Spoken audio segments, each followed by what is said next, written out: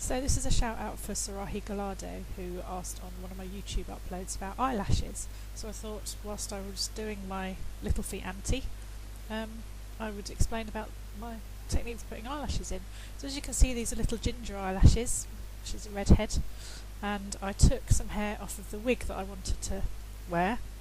And as you can see here, that's actually paper, like kitchen towel. And what I did basically was trim some of the hair off the wig, basically a tiny little bit where I made a little extra fringe, and I splayed it out, as you can see here, along the edge of the paper, which I'd already primed with tacky glue, white PVA glue, and then I just stuck another bit over the top so it's double-sided, and that's it, and then trimmed the hairs, and that's ready to be an eyelash. There's the wig that I took it from, and as you can see the fringe, I basically just took one little sticking out bit of longer hair and made it into another fringe part, so that was pretty straightforward.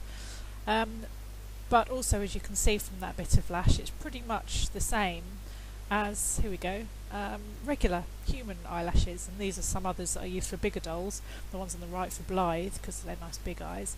But the principle's the same. There's a base, which is where the white paper is, and the hairs that stick out and that you can see from the eye, so there's not much difference really. I just happened to make these ones myself for what I needed, rather than going out and trying to find some red eyelash. Doll eyelashes.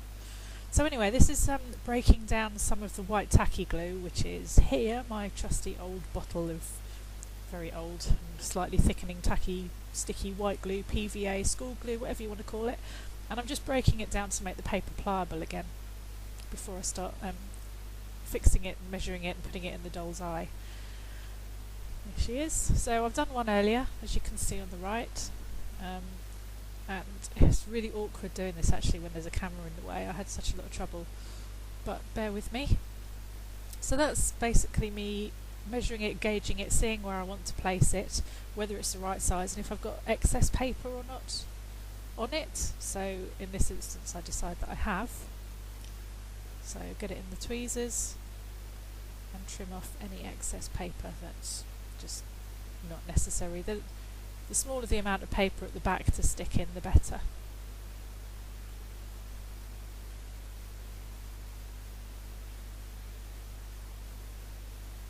Oh god, I'm so boringly precise. Okay,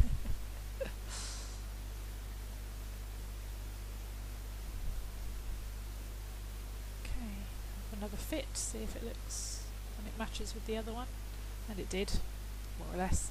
So here I'm just wetting the hair with water. I'm not wetting the tissue yet because I want it to stay stiff and usable.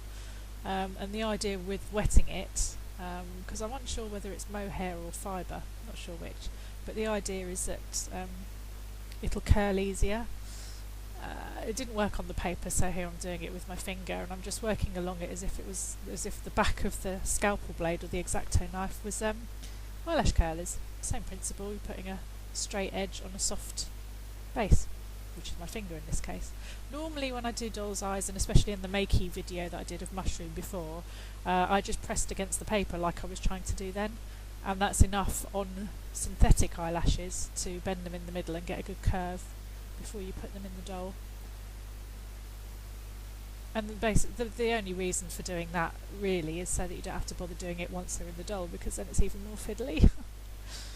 But I think I pretty much give up here. This is just to show that if you're not happy with the spacing of the lashes, or you want to separate them or what have you, then do it beforehand if you can. You can do it afterwards as well, but that's how I would do it. Whilst it's still moist and workable, you can separate the hairs a bit better.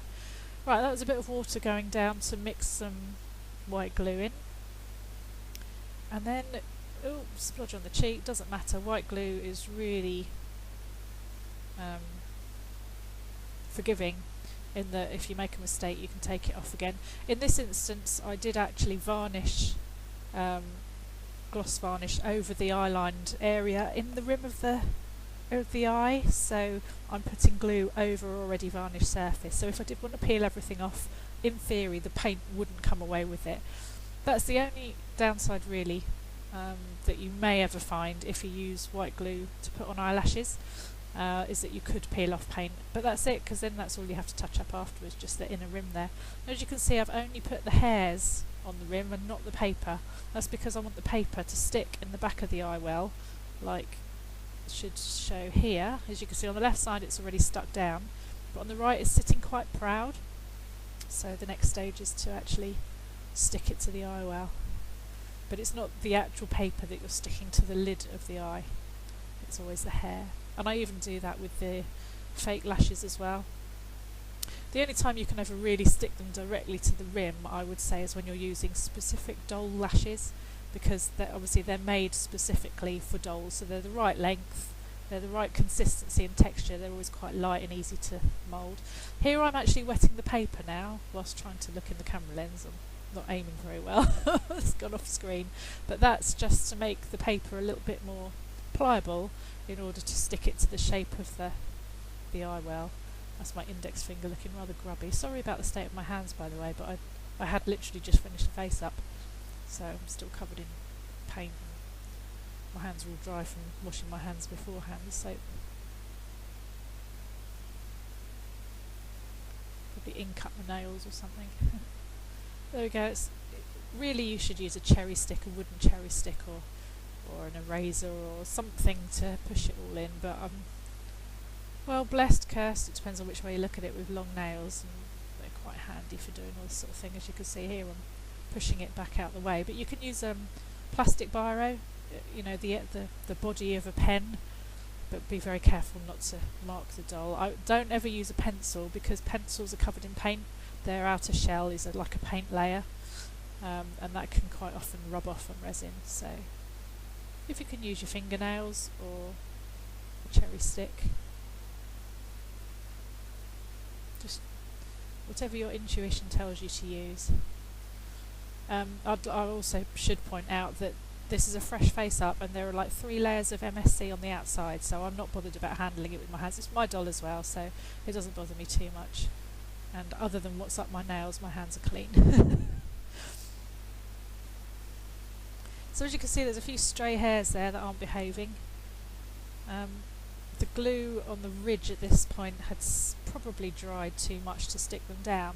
So as long as you can grab all those strays and hold them back like this. Some people actually tape a bit of, I don't know, muslin or something across the lashes to keep them out of the way. It's not necessary though, not if you're doing it all in one sitting. And my solution is here, to just put a little more glue over the top.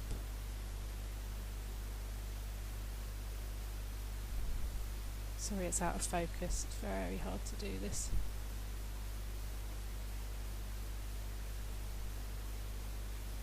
Doesn't even look like it's going on, does it?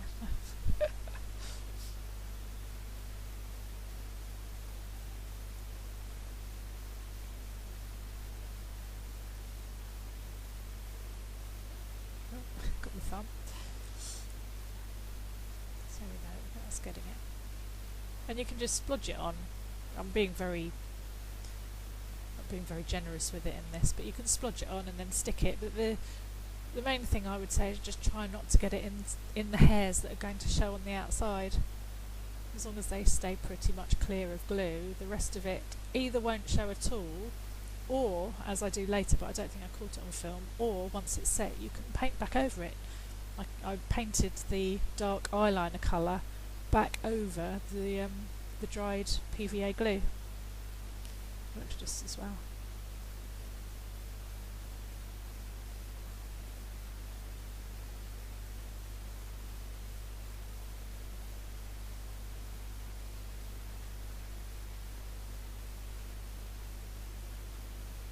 So that's got all the stragglers by the looks of things.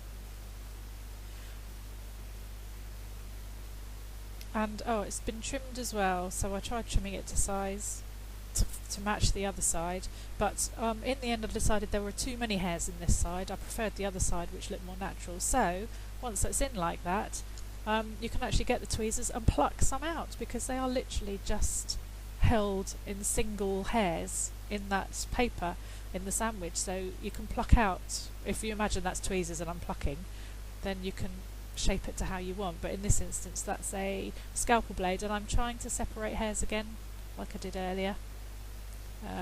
You know, you can direction them, you can angle them whilst the glue's still slightly tacky if you want them to look a bit wispier. in the end it was easier for me to actually pluck them out and shape it a bit more. But anyway, that's my little guide to customising your own eyelashes if you've got a decent wig with good fibres. And you want a different colour other than black. I hope that was useful. You don't have to put paper on the back. In the majority of cases, with normal fake eyelashes, you can just use glue and stick it in and they'll be fine.